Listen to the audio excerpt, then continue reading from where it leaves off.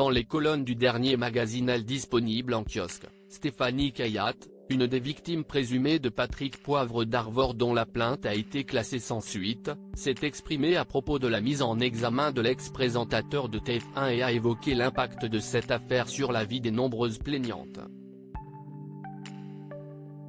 Ce lundi 18 décembre, Patrick Poivre d'Arvor a été mis en examen. Cette décision des juges d'instruction à l'encontre de l'ex-présentateur incontournable du journal de TF1 serait en lien avec une fellation forcée qu'il aurait imposée à Florence Porcel en 2009, indiquait alors BFM Télévision. La journaliste et écrivaine fait partie des nombreuses femmes ayant porté plainte à l'encontre de la figure de la télévision, mais un bon nombre d'entre elles ont rapidement été classées sans suite pour cause de prescription. Jacqueline Lafont et Julie Benedetti, les avocates de Patrick Poivre d'Arvor, ont ensuite confirmé cette mise en examen dans un communiqué.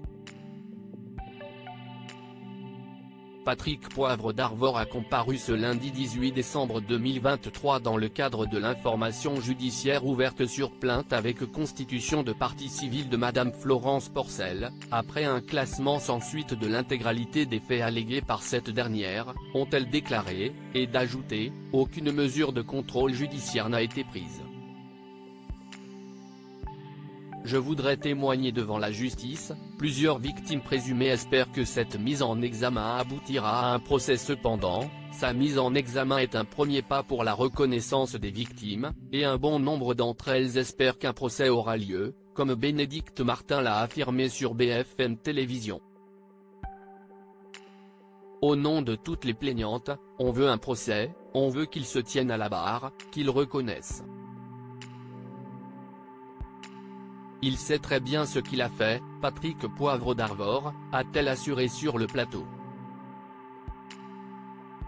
Et ce n'est pas la seule à avoir envie de confronter l'animateur au cours d'un procès, puisque Stéphanie Kayat, une des victimes présumées dont la plainte a été classée sans suite, a également fait part de cette volonté dans les colonnes du dernier magazine Elle.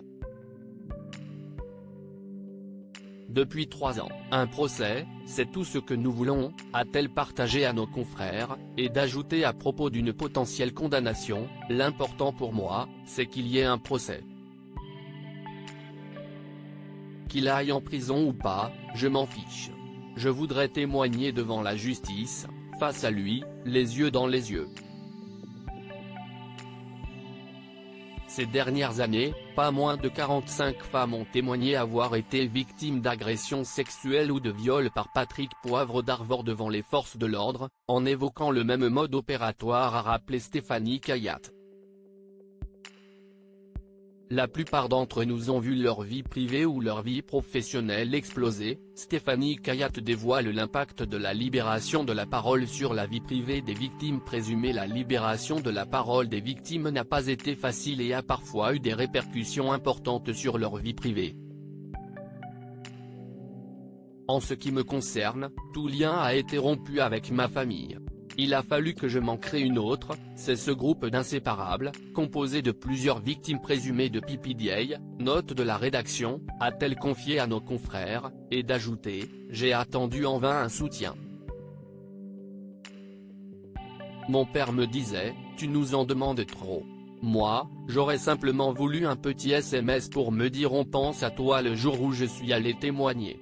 Ce message, je l'ai aussi espéré suite à l'annonce de la mise en examen. Et Stéphanie Kayat est loin d'être la seule à avoir perdu sa famille en allant témoigner.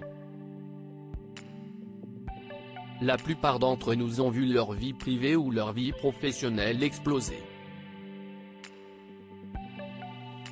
Plusieurs ont divorcé dans le mois qui a suivi les plaintes, des couples se sont séparés.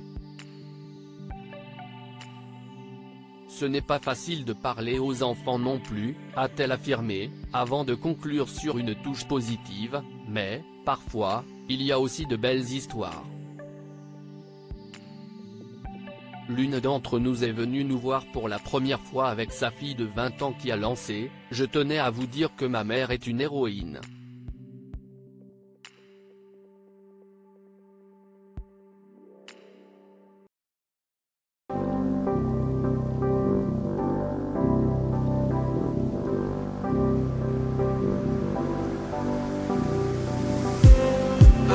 just me.